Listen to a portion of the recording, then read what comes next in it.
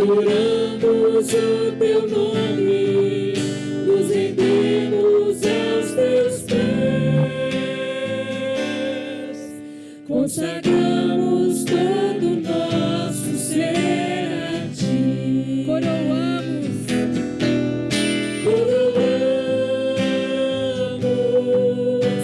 a ti, ó Rei Jesus. Coroamos a ti, ó Rei Jesus. Adoramos o teu nome, nos rendemos aos teus pés, consagramos todo o nosso ser a ti, consagramos todo o nosso ser a ti, consagramos todo o nosso ser a ti.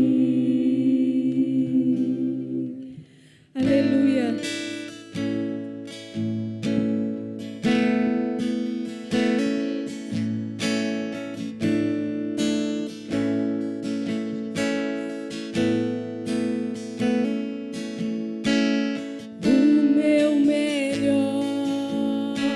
Eu quero te dar, me derramar aos teus pés, ser tua imagem e semelhança, é o desejo do meu coração.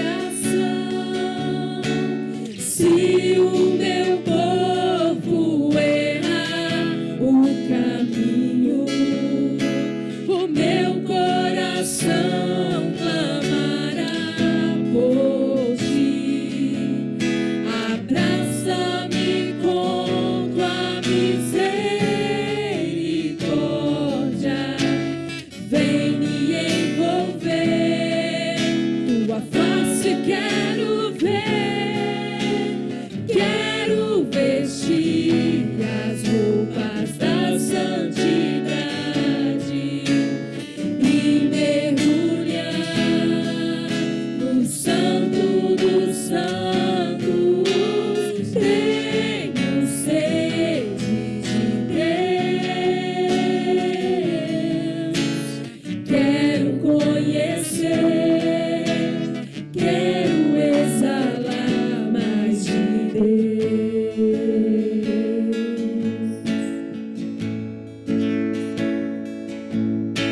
Se o meu corpo errar o caminho, o meu coração clamará por ti. Abraça-me com tua misericórdia, vem nos envolver, vem me envolver, tua face quero ver, eu quero vestir as roupas da santidade e mergulhar no santo dos santos. Tenho sede de Deus, quero conhecer, quero exalar mais de Deus.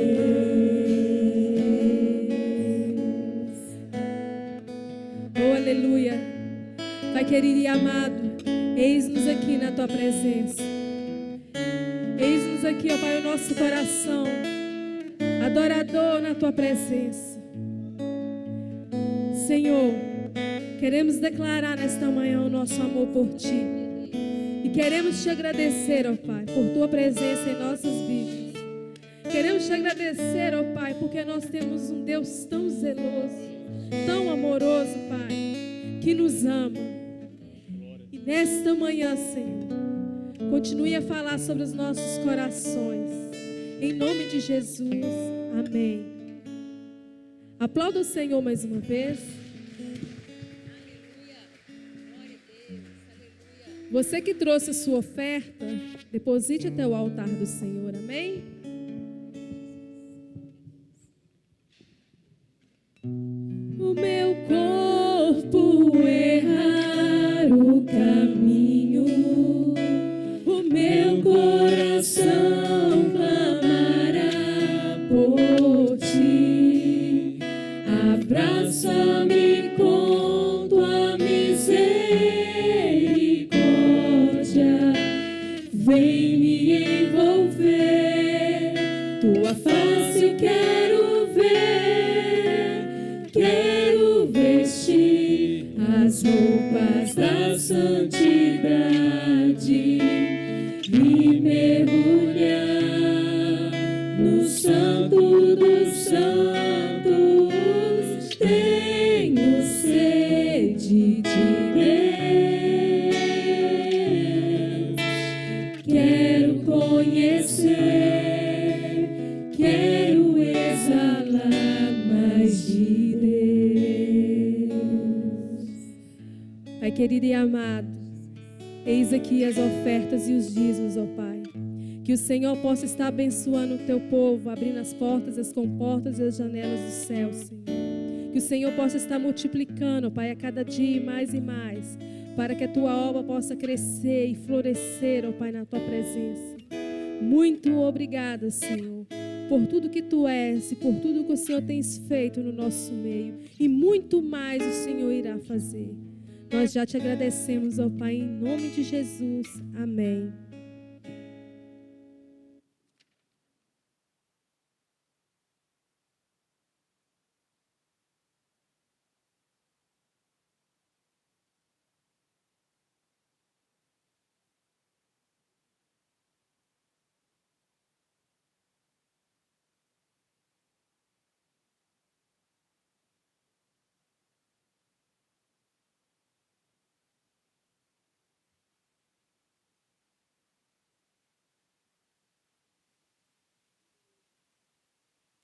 Nossa escola hoje, o culto especial de escola dominical, e nós vamos ter uma palestra abrangendo o tema central da nossa revista, né? Desafios e oportunidades.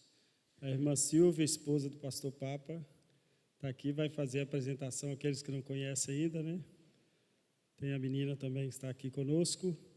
E nós queremos pedir mais uma vez, irmãos, vocês que estão vindo, estão sendo abençoados pela escola dominical.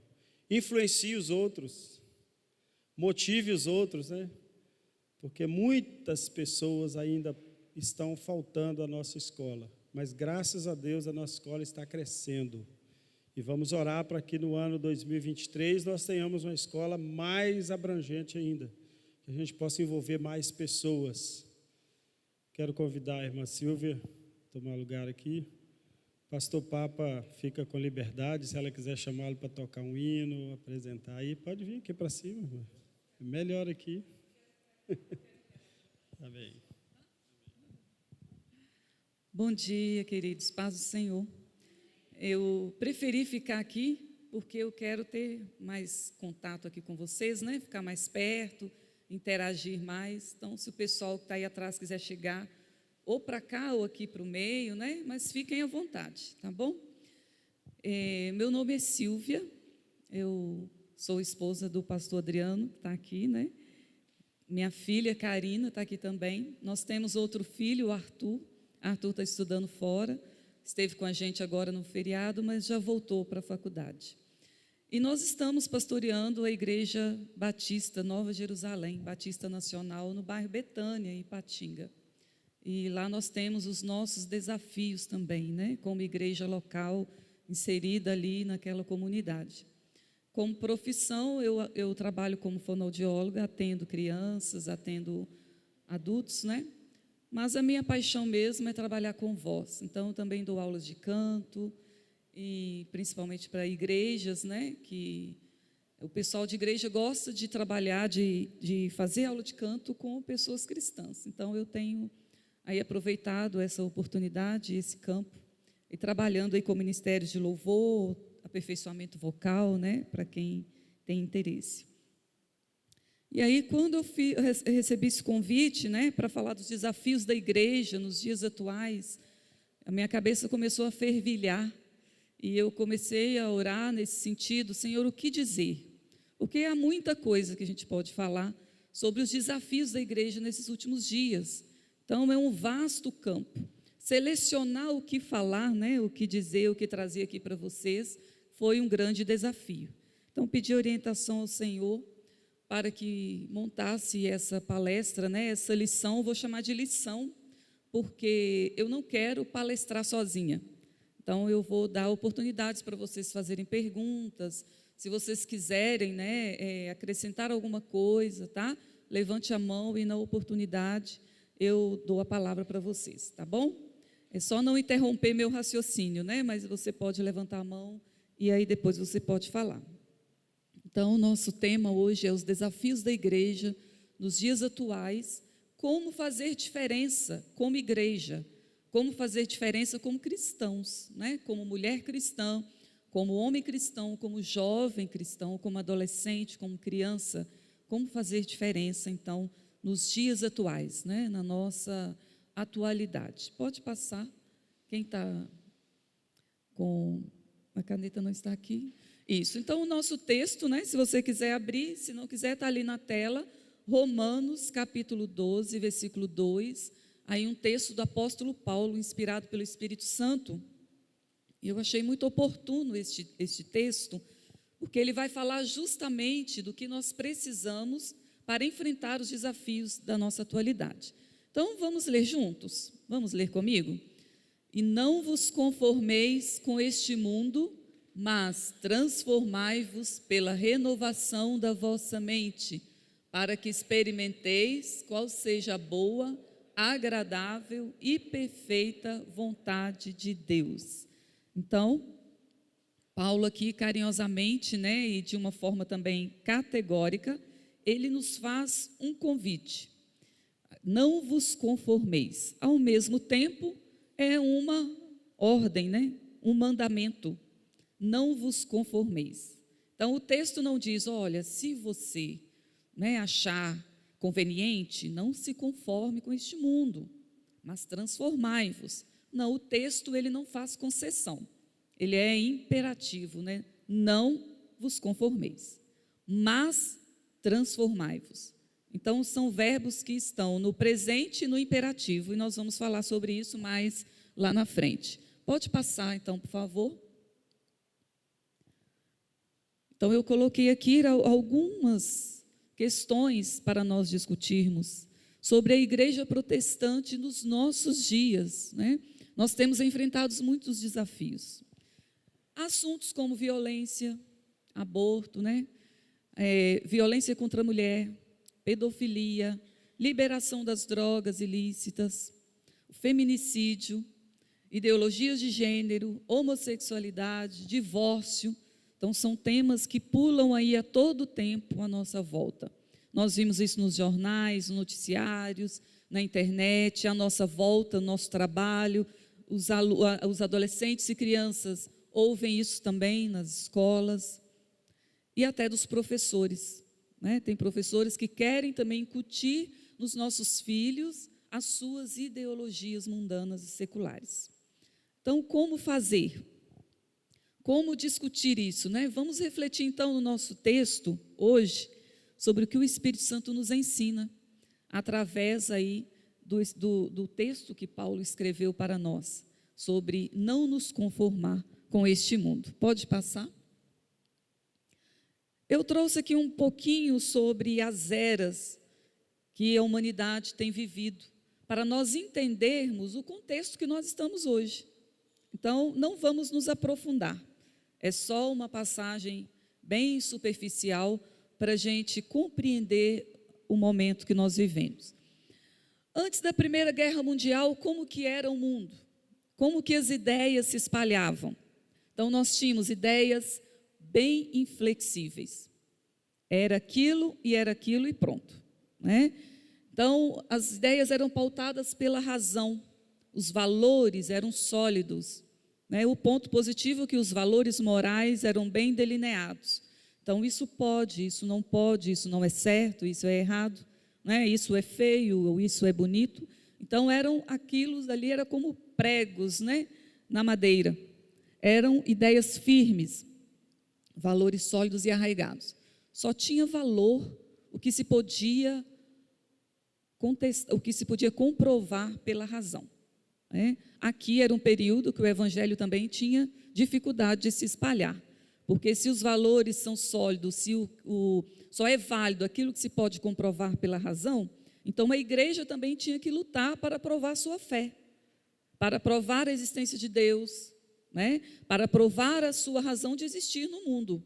Então vocês vão percebendo que cada era traz os seus desafios, que a igreja não passa por desafios só nos nossos dias, mas vem passando, né?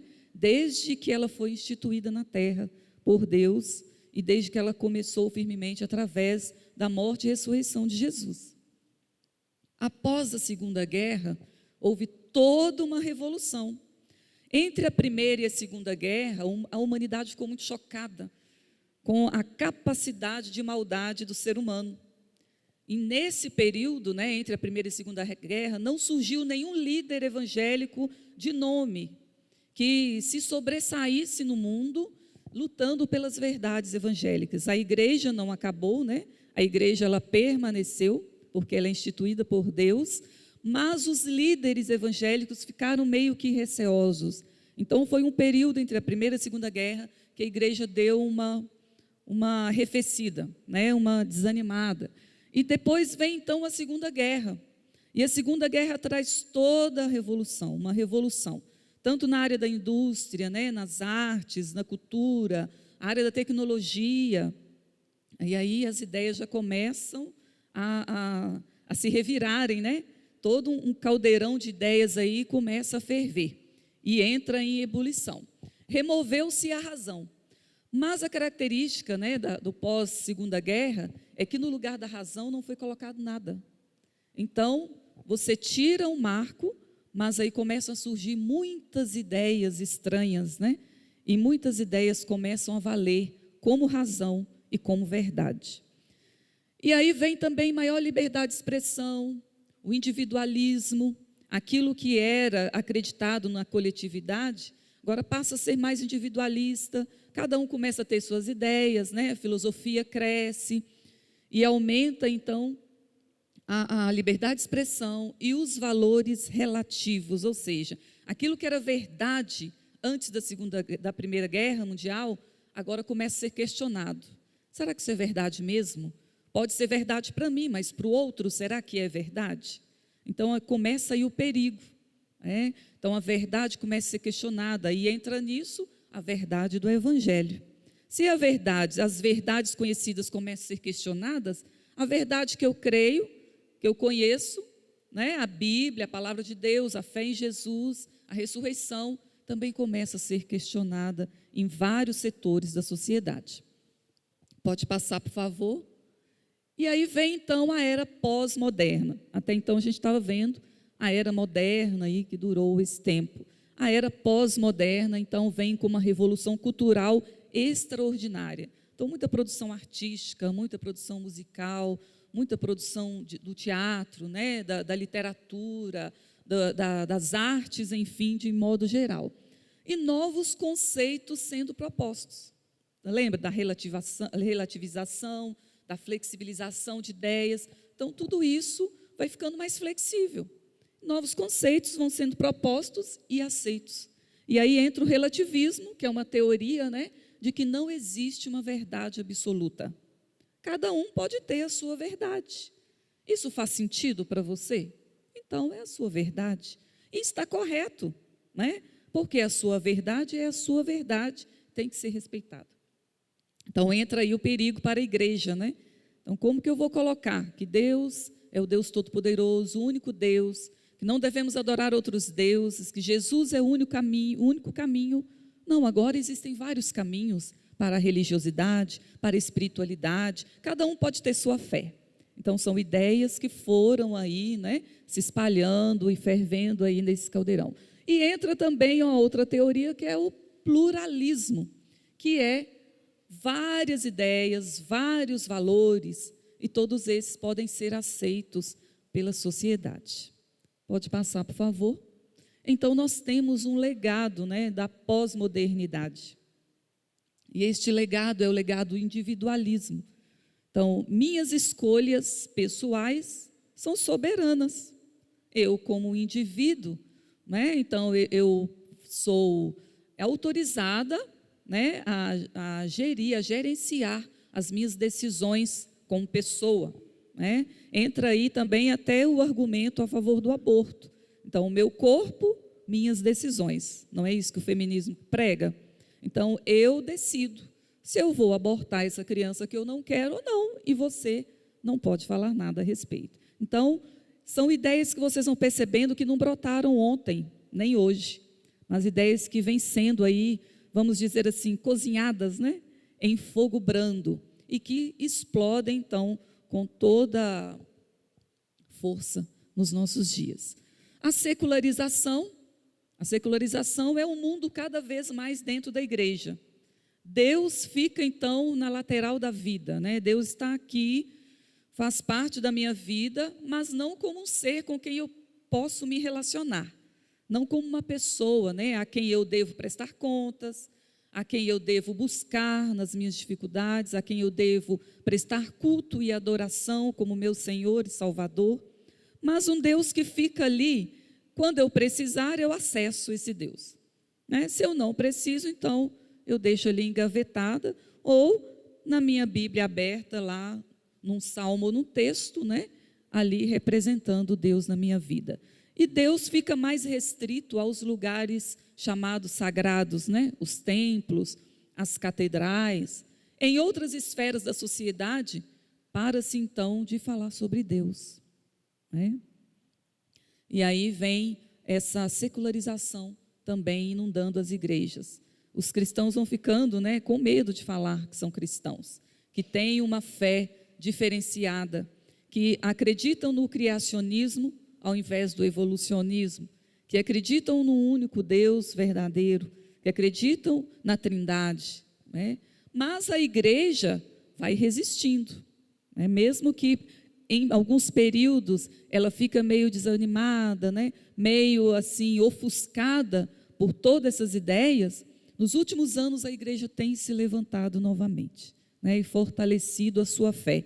E é o convite que Deus nos faz nesta manhã, para, apesar de todas as ideias, valores do mundo, a igreja ela deve permanecer firme, né? E o Senhor nos convida nesta manhã a fortalecer a nossa fé na Bíblia, na palavra dele, né? Que é mais viva a cada dia, e num Deus que não está morto. Então, os anos 60 chegam aí, então, vocês vão vendo que tudo vai caminhando para um processo, né?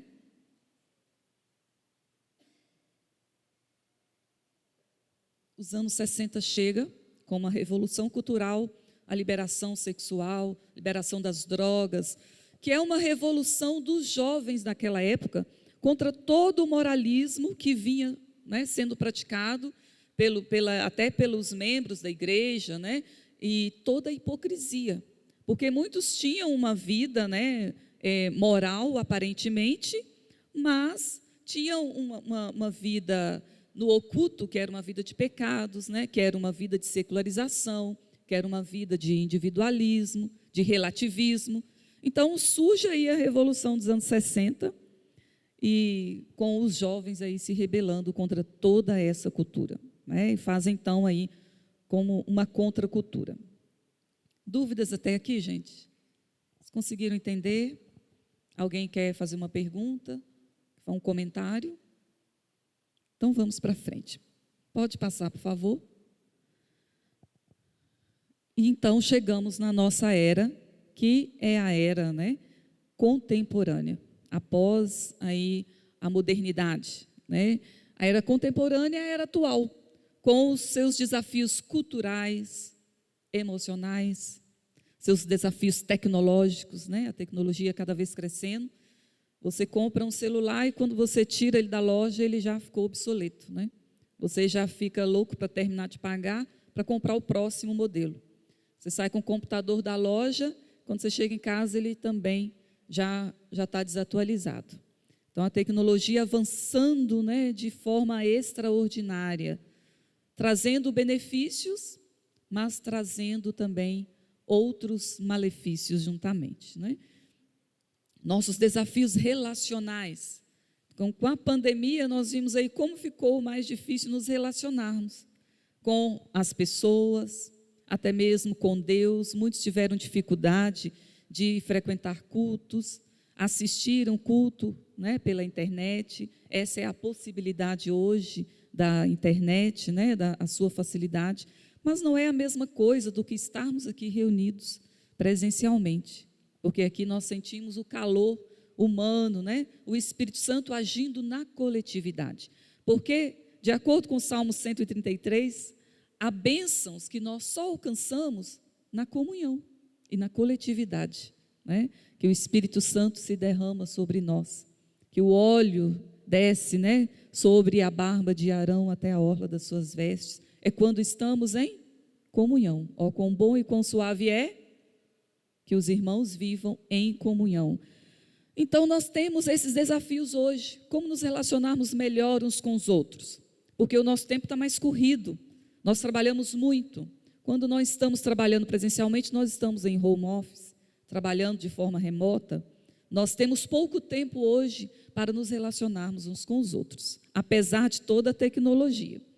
Humanidade confusa acerca de sua própria identidade, né? Nós vimos hoje a filosofia de identidade sexual, trazendo já para as crianças. Se você quiser ser menino, você pode. Se você quiser ser menina, você pode, né? Ah, você tem um corpo de menino, mas se você quiser ser menina, assumir a identidade de menina, lembra de cada um tem a sua verdade, do relativismo, que tudo é ok, tudo está bom, está normal. Então, isso vem atingindo a nossa sociedade. Então, olha quantos desafios aí para nós como cristãos, né? A humanidade está confusa acerca dos seus valores familiares, mas Deus não instituiu o casamento com homem e com mulher, mas hoje pode se casar homem com homem, mulher com mulher. Então, que valores são esses, né? E nossos filhos crescendo nesse caldeirão de ideias, de filosofias, e nós com essa bruta responsabilidade, né, sobre os nossos ombros, de educar as novas gerações dentro dos padrões da palavra de Deus. E um abismo cada vez maior entre os mais pobres e os mais ricos. Um abismo que não se fecha e nem diminui. Não é incrível isso?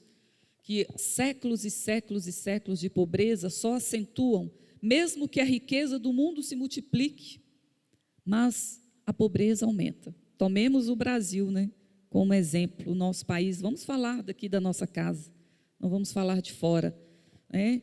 Tem até uma música celular, né? O pobre cada vez fica mais pobre e o rico cada vez fica mais rico. E é uma música antiga, mas que ainda é uma verdade. Então, como igreja, o que nós podemos fazer? Então, já vou lançando aí os desafios para vocês. Como igreja, o que nós podemos fazer? Volta só um pouquinho, por favor, para nos ajustarmos aí aos desafios culturais, emocionais, aos desafios tecnológicos, em que nós e nossos filhos passamos cada vez mais tempo nas telas, em detrimento dos relacionamentos sociais, em detrimento, né, dos cultos. O que podemos fazer diante das injustiças sociais do nosso mundo, como igreja, que nós podemos fazer? Pode passar, por favor. Então, eu deixo aqui, né, algumas reflexões. Como preservar nossa fé e identidade cristãs? Então, vocês vão aí pensando, enquanto nós vamos discorrendo aqui, vamos falando. Como nós podemos preservar a nossa fé cristã? Como podemos preservar a nossa identidade como cristãos, firmados na palavra? Como vencer os desafios dos dias atuais, do secularismo, do individualismo, do relativismo? Como a igreja pode fazer diferença hoje? Como eu posso fazer diferença hoje? No meu trabalho, na minha casa, na minha escola, na minha comunidade, no meu bairro? Como eu posso fazer diferença como mulher cristã, como homem cristão, como jovem cristão? Estou me conformando com o mundo? Ou estou deixando que o Espírito Santo me transforme? Então, deixo aqui as questões e vamos trabalhar um pouco agora sobre isso. Pode passar, por favor? Então, nós chegamos agora no nosso texto, que nós lemos no início, que é a nossa proposta principal aqui. Então, o Espírito Santo nos traz hoje, né, uma solução, tá? Não podemos só levantar os desafios e não trazer soluções, porque senão nós saímos daqui cabisbaixos e tristes, né, achando que estamos derrotados, e na verdade não estamos, porque nós somos mais que vencedores em Cristo Jesus, amém? Porque o Senhor tem nos capacitado a sermos diferentes, a sermos luz no meio de uma geração em trevas, a sermos sal no meio de uma geração que perdeu o sabor e a proclamarmos os valores da palavra de Deus no meio de uma geração que está confusa acerca dos seus valores. Não vos conformeis, versículo 2 aí de Romanos 12, esse verbo conformar, ele vem do substantivo forma, né? Forma, o que é uma forma? Uma forma de bolo, uma forma de cupcake, né? Uma forma de gelo. Para que usamos forma? Forma de tijolos, forma de laje. Para que usamos as formas? Para quê, irmão? Para uniformizar ou para moldar alguma coisa, né? Uma forma de tijolos, eu quero fazer 100 tijolos, todos do mesmo tipo, ao invés de moldar nas mãos, né, como os escravos faziam antigamente, eu tenho uma forma para que eles fiquem todos iguais, do mesmo tamanho, da mesma espessura, né, com a mesma consistência. Eu tenho uma forma de bolo. Se eu quiser um bolo redondo, eu ponho a massa numa forma redonda. Se eu quiser quadrado, ponho numa forma quadrada. Se eu quiser retangular, e assim, né, a gente vai. Paulo nos adverte, então, a não sermos moldados aonde? Na forma do mundo. O mundo tem uma forma. A palavra de Deus nos diz que o mundo tem uma forma, não é? E que Satanás e o mundo com seus valores querem nos empurrar para essa forma. Nós somos pressionados o tempo todo pelos valores do mundo, pelos desafios culturais, emocionais, né? O diabo quer nos espremer ali para a sua forma, né? Então nós devemos ter uma resistência, não entrar na forma do mundo, não nos amoldarmos à forma do mundo, porque se nós nos amoldarmos à forma do mundo, nós começaremos a pensar igual ao mundo, nós vamos começar a achar que está tudo bem, uma criança querer ser menino ou menina, independente do seu gênero biológico, né? Nós vamos achar que está tudo bem, casamento entre mesmo sexo, nós vamos achar que está tudo bem a mãe matar o filho na barriga. Então, amoldar a forma do mundo é começar a pensar igual ao mundo. E pior, o pensamento ele gera o quê? Ação, né? A ação começa onde? Na minha mente. Então, se eu começo a pensar igual ao mundo, eu vou começar a agir igual ao mundo. Entende, irmãos?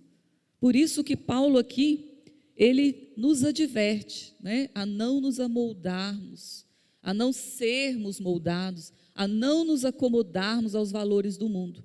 A ideologia da humanidade caída, os valores daqueles que estão cegos pelo Deus deste século, que é Satanás, que é o pai da mentira. Então, muitos valores que estão sendo proclamados têm o seu fundamento aonde? No pai da mentira, né? Para cada verdade bíblica, ele criou uma verdade paralela, né? Uma mentira. De tanto ser proclamada, ela acaba virando verdade na cabeça das pessoas. Então, Satanás tem a sua estratégia. E o cristão deve rejeitar tudo que vai contra a palavra de Deus. Mas para eu saber o que a palavra de Deus prega, eu preciso o quê? Conhecer a palavra de Deus, né? É o que nós estamos fazendo aqui hoje, conhecendo a palavra de Deus. Porque a Bíblia diz que Conhecereis a verdade, e a verdade, aleluia, só a verdade liberta. Mas qual verdade? A da palavra de Deus. Qual verdade que liberta? A da palavra de Deus. A verdade de Deus, porque a verdade do mundo, ela não liberta. A verdade do mundo, ela dá uma falsa liberdade, né? Ah, eu sou livre para ficar com quem eu quiser, né? Para fumar o que eu quiser. É a verdade do mundo, mas é uma verdade que faz o quê?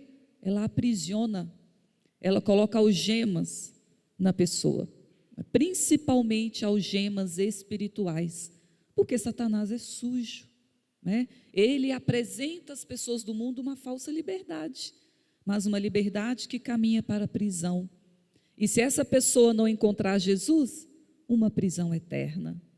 Então, olha a responsabilidade que nós temos como igreja, de levar luz, de levar sal e de levar liberdade, para que o mundo seja livre, né? Para a honra e glória de Deus, e que o reino de Deus cresça sobre a face da terra. Pode passar, querido. Então, a outra parte do versículo, ele fala, não vos conformeis, e a outra parte fala, mas transformai-vos pela renovação da vossa mente. Então, para eu não me amoldar aos conceitos do mundo, eu preciso a cada dia ter a minha mente o quê? Transformada, renovada, né? Porque uma mente estagnada é uma mente que só vai gerar coisas ruins, não é? Não é assim que o bichinho da dengue gosta? Quando a água está parada, é quando as larvas se multiplicam, não é isso? Então, água parada não é legal. Mente parada também não, né? A nossa mente tem que estar sempre sendo renovada. Vamos ver. Então, transformar vem do grego, né? Essa palavra aqui, metamorfo, não sei se essa é a pronúncia, tá, gente? Eu não sou especialista em grego. Eu só coloquei aqui para a gente entender a origem dessa palavra. Então, desse verbo, né, grego, metamorfo, vem a nossa palavra metamorfose, tá? Do português, no português. O que é metamorfose? Para vocês entenderem melhor o que é metamorfose, espera só um pouquinho, pastor, eu esqueci de perguntar até que horas, né? 9h25? 10h25, tá? Porque senão eu vou falando, né? Aí vocês vão embora e eu fico aqui. Mas nós vamos concluir. Então, metamorfose, para a gente entender bem, pensa na borboleta. Antes dela ser borboleta, ela é o que mesmo?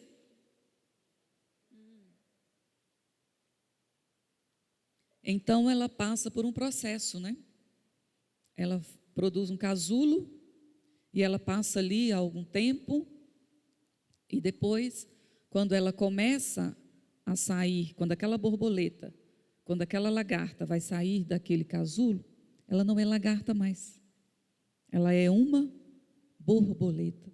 Que processo incrível, que coisa excelente acontece ali naquele casulo, no mistério daquele casulo. Como pode ser isso? Uma lagarta virar borboleta. Então, essa é a metamorfose. É a origem do nosso verbo ali que Paulo nos diz sobre transformar, irmãos. Transformar é metamorfosear, ser diferentes, né? É uma Sílvia cada dia mais renovada. Eu dou glória a Deus pelo que eu sou hoje, mas eu preciso ir melhorando. A Bíblia diz que nós vamos subindo o nível de glória em glória, de glória em glória. Não podemos estagnar na nossa vida cristã. E Deus abençoe vocês, porque vocês estão aqui aprendendo, porque vocês querem fazer diferença, porque vocês querem ser crentes diferentes, vocês querem ser uma luz que brilhe cada vez mais, querem ser sal que dê sabor de verdade. Então nós precisamos sofrer essa metamorfose constantemente. Por quê? Porque nós estamos ainda num mundo caído de pecado. E nós somos seres humanos, né? E a nossa mente é como esponja que começa, né, sugar tudo que aparece. como a esponja lá da sua pia, que vai encharcando de água e sabão. A nossa mente é assim. E no processo da transformação, nós vamos espremendo essa espuma para sair o que não presta e ficar só aquilo que agrada a Deus, para a renovação da nossa mente. Renovar a nossa mente é isso. Então, Paulo indica uma mudança completa e profunda. Uma mudança que vem de fora para dentro? Não, é uma mudança de dentro para fora, porque ela começa onde? Na minha mente, tá? Conta-se uma história de uma missionária, que ela foi para o campo missionário, muito longe da sua terra natal. E aí, com as dificuldades do campo missionário, com as privações, ela começou a desanimar. Foi desanimando, começou a adoecer, ficou muito doente, a ponto dela não conseguir mais levantar da cama. Então, ela foi trazida de volta para o seu país. E aí, depois que ela melhorou, se recuperou, perguntaram para ela o que tinha acontecido, que o campo missionário não era aquilo que ela sonhava, o sonho dela não era fazer missões em terras longínquas, o que aconteceu? E aí ela falou que ela deixou que a sua mente mandasse sobre o seu corpo, o desânimo, a tristeza, quando ela não conseguia realizar o seu trabalho, as dificuldades do campo missionário, ela foi introjetando aquilo, e a sua mente foi perdendo a força e a sagacidade, até que o seu corpo respondeu. Então, o que eu decido na minha mente, meu corpo vai agir. Se eu decido que eu estou fraca, que eu estou velha, que eu sou feia, que eu sou pobre, ou que eu sou ruim, ou que eu sou burra, é assim que eu vou agir. Se eu decido que as pessoas me rejeitam, que eu não valho nada, é assim que eu vou agir. Percebem? Então, o que eu decido aqui, meu corpo vai executar. Então, Paulo, olha quanto tempo, Paulo, um homem muito estudado, super inteligente, e ali orientado pelo Espírito Santo, ele vai no cerne da questão, Transformai-vos pela renovação da vossa mente, porque aquilo que você aceitar na sua mente, é aquilo que você vai acreditar, é aquilo que você vai passar para os outros, é aquilo que você vai transbordar, Então, nós devemos cuidar da nossa mente.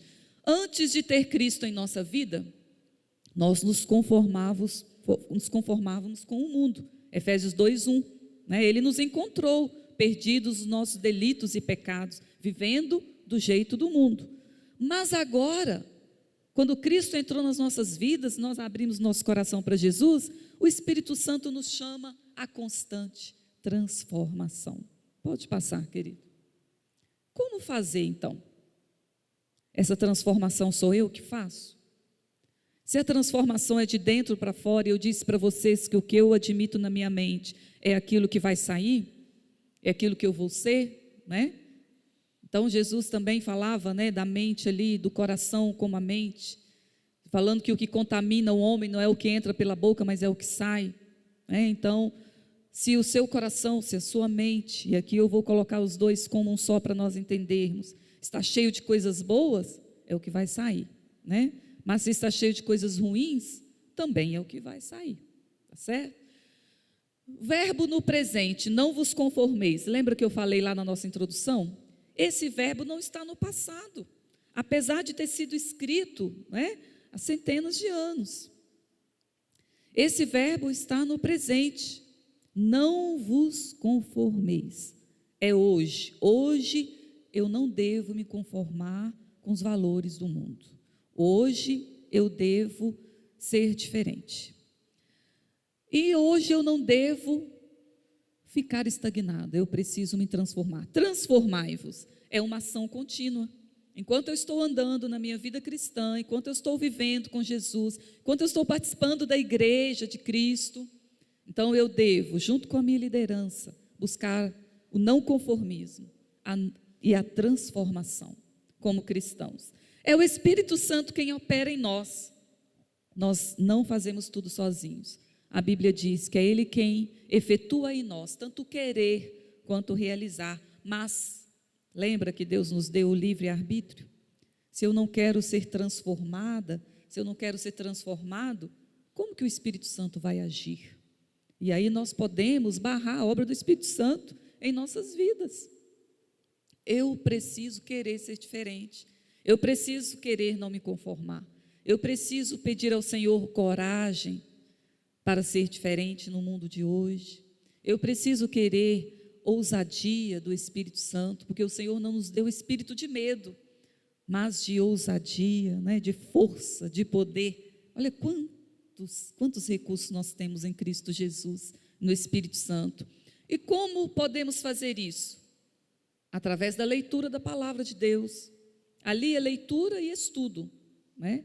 Ler a palavra de Deus é conhecer mais o Deus da palavra, o Deus que é a palavra, aquele que se encarnou, aquele que era o Verbo e se fez carne e habitou entre nós. Vimos a sua glória como a glória do unigênito do Pai.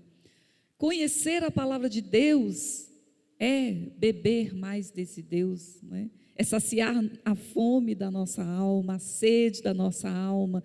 O salmista Davi dizia: a minha alma tem sede de Deus, como a corça anseia pelas águas. Então, se nós damos vazão a essa sede da nossa alma, a essa fome, nós vamos buscar mais a palavra de Deus, que é o que nós estamos fazendo aqui hoje, para sermos mudados através da oração.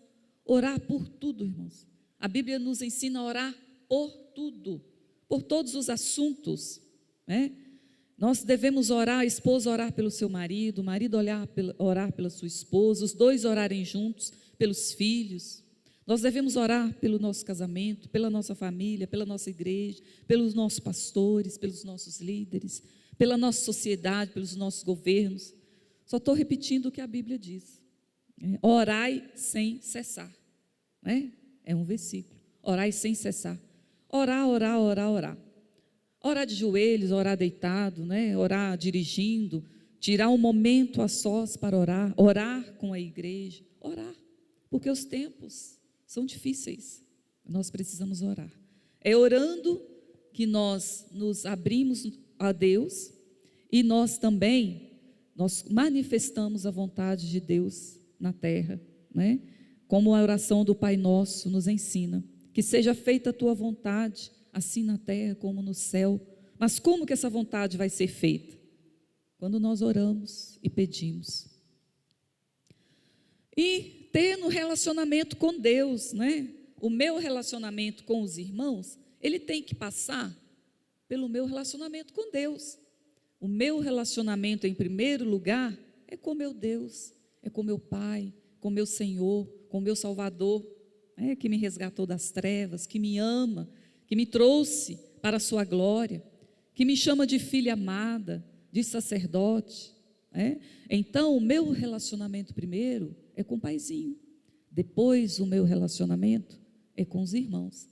Entendem, irmãos? Então, o primeiro relacionamento, ele é vertical e depois horizontal. Se eu não tenho um bom relacionamento com Deus, não terei um bom relacionamento com os irmãos. Se eu não amo a Deus, também não vou amar os irmãos, porque o amor provém de Deus, né? Então nós precisamos ter esse relacionamento com Deus para sermos saudáveis no nosso relacionamento de uns para com os outros. Mateus 5. E aí servir a Deus, né? E a igreja com os nossos dons e talentos. Uma vida cristã bem desenvolvida. Nós aprendemos, nós crescemos na nossa vida cristã, né? Quem aceita Jesus começa a caminhar, daí a pouco ele vai aprendendo mais sobre si mesmo, sobre a Bíblia, sobre os dons que o Espírito Santo lhe deu, e aí você vai executar esses dons dentro da igreja, debaixo da submissão aos seus líderes e pastores. Se você não sabe quais são os seus dons e talentos, né? Busque orientação com o seu pastor, que ele vai te ajudar, você descobrir os seus dons. Mas não quer dizer que você vai servir só onde tem o dom, né? Eu sou professora de crianças, eu só posso trabalhar com crianças, né? Esse é o meu dom. Não, às vezes você precisa ajudar a arrumar as cadeiras, ajudar a limpar o chão, e aí já entra, né, na parte do servir. Servir onde for necessário, com seus dons, com seus talentos, com todo o seu ser, com todo o seu amor. Pode passar, querido. Para que tudo isso, então? Por que não nos conformar? Para que ser transformados? Não vos conformeis com este mundo, mas transformai-vos pela renovação da vossa mente. Qual o objetivo? Qual a finalidade disso tudo? Para que experimenteis qual seja a boa, agradável, perfeita vontade de Deus. Se nós nos amoldamos ao mundo, se nós não renovamos a nossa mente na palavra de Deus, no Espírito Santo, nós não conheceremos a vontade de Deus. Nós não conheceremos a boa, agradável e perfeita vontade de Deus para a nossa vida, para a vida da igreja. Então, nós chegamos num objetivo que nós buscamos como igreja, como cristãos, conhecer a vontade de Deus. Por quê? Porque a vontade de Deus é boa. Pensa numa coisa muito boa, muito boa. Pensa numa coisa muito agradável, que te faz feliz. Pensa numa coisa perfeita, sem mácula, sem erros, sem defeitos. É a vontade de Deus. A vontade de Deus é perfeita.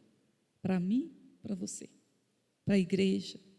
A vontade de Deus é agradável. Não traz peso, não traz mágoas. A vontade de Deus é boa, muito boa, generosa, cheia de bondade, benignidade, próprias do nosso Deus. Então, pode passar. Como igreja, nós temos então o desafio de sermos uma igreja autêntica, uma igreja íntegra, uma igreja que tem uma identidade, uma igreja que não fica estremecida com os valores do mundo. Lembra do relativismo? Hoje pode ser verdade, amanhã pode não ser. A nossa verdade não muda. Então nós temos que ser pessoas autênticas, uma igreja autêntica. Uma igreja guiada pelos valores da palavra de Deus. Está tudo aqui, nosso grande manual, né?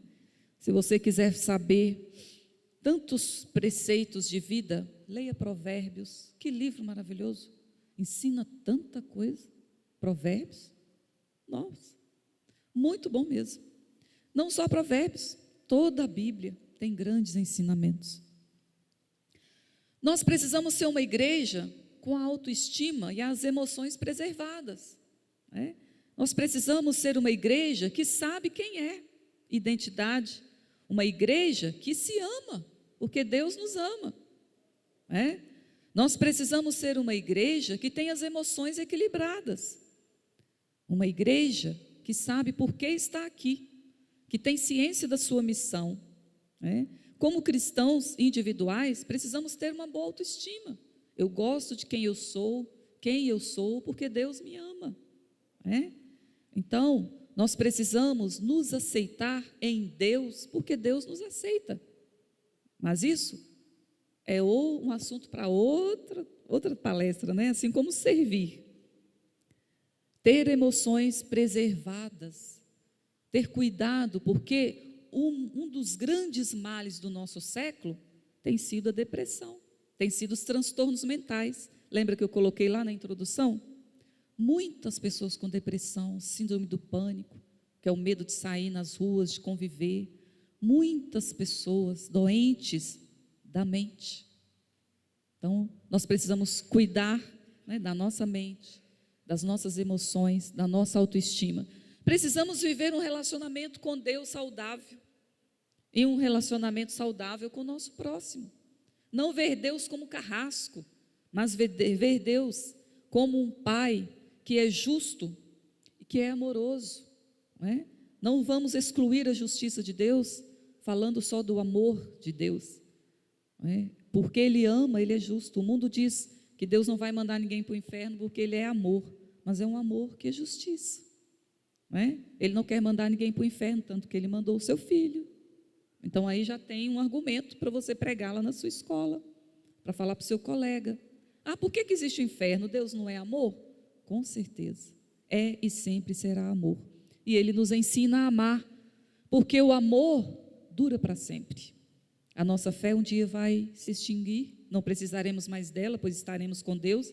A nossa esperança um dia vai se extinguir, porque não precisará mais de esperança, ela vai ser concretizada, mas o amor dura para sempre. O amor é o único legado que nós podemos deixar nessa terra. O amor é a única herança que nós podemos deixar como cristãos. Amar de forma incondicional. E a pregação do Evangelho e a ação social. Grandes missões da igreja. estaríamos enxergando de maneira distorcida ao pensarmos que a missão da igreja é pregar o evangelho somente, sem nos importarmos com as injustiças sociais. Deus nos chama como igreja a nos preocuparmos também, a agirmos também em prol do meio ambiente, em prol dos animais, em prol das injustiças sociais. Essa é nossa obrigação como cristãos. Nós não fazemos obras para sermos salvos, mas nós somos salvos para fazer obras. A igreja tem que fazer diferença na comunidade, nessas áreas. Pregar o evangelho. Como eu vou falar de Jesus para uma família que está passando fome? Ela não vai me ouvir. Então, eu primeiro preciso encher a barriga dessa família de comida, de coisas que ela precisa, para então falar de Jesus. Então, o meu amor, ele é demonstrado ao mundo pelas ações. Amor, ele é mais do que sentimento. O marido que diz, eu amo a minha esposa, mas maltrata essa esposa o tempo todo, que amor é esse? Dizer eu te amo, que lindo, mas amor verdadeiro é ação. O que eu estou fazendo para demonstrar o meu amor pela humanidade por quem Jesus morreu? O que eu estou fazendo como cristão? Pode passar, querido. Então, nós chegamos aqui à conclusão, que a palavra de Deus nos ensina que não podemos nos conformar com este mundo. Apesar dos valores mudarem, os nossos valores não mudam, mas os desafios como cristãos continuam os mesmos. Cabe à igreja de hoje obedecer aos padrões de Deus, evangelizar, lutar por justiça social, servindo com amor. O amor é a essência, Então, não nos conformar com os valores do mundo, mas não sair brigando com as pessoas e demonstrando ódio. Como igreja, nossas atitudes têm que ser diferentes. Mesmo que eu não concorde com as coisas que acontecem, como cristão, o meu jeito de falar, meu jeito de escrever, meu jeito de postar nas redes sociais, tem que ser diferente do que a minha colega, a minha vizinha que não é cristã. Porque é assim que nós fazemos diferença nas pequenas coisas. Talvez nós esperamos um grande movimento da igreja, uma grande viagem missionária para fazer diferença, mas a diferença começa na minha casa, sendo uma esposa melhor, uma dona de casa melhor, servindo ao meu marido, aos meus filhos, e aí eu vou para os meus vizinhos, para a minha igreja. Isso é nos detalhes, fazer diferença nos detalhes, no jeito que eu falo, nas minhas expressões faciais. Às vezes eu não falo, mas a minha expressão diz muita coisa. Então, queridos, que Deus nos abençoe, que nós possamos ser uma igreja que não fica para trás, uma igreja que não fica estagnada, mas uma igreja que se renova a cada dia pela transformação da nossa mente em Cristo Jesus, e que nós não nos conformemos com o mundo. Amém? Próximo slide, por favor. Eu quero deixar aqui uma dica de leitura para preparar essa mensagem. Andei lendo várias coisas, E este é um livro muito interessante, se você puder ler. Eu ainda não li todo, comecei a ler.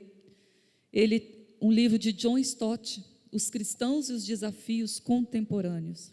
Ele é um inglês, teólogo, e ele estudou muito para fazer esse livro, e ele fala desses desafios, Esse livro já sofreu várias edições, porque ele foi atualizando o livro de acordo que o tempo passava e os desafios mudavam, Mas vale a pena ler como cristão. Próximo slide, por favor. Eu agradeço, agradeço aqui o convite da igreja, através do pastor Eduardo, agradeço ao pastor Pedro pela oportunidade, e permitir que eu use aqui o púlpito da sua igreja, pela confiança, Ele aceitou vir aqui sem me conhecer, sem saber o que eu ia falar. Eu agradeço muito a vocês também por estarem aqui, pela sua presença. Que Deus abençoe a cada um de vocês. Para mim é um privilégio estar aqui, e eu agradeço por essa oportunidade. Eu queria que você abaixasse a cabeça, e eu quero fazer uma oração com você neste momento. Pai querido, muito obrigado, Deus, por estar aqui conosco, Obrigada pela presença do Teu Santo Espírito em nossas vidas.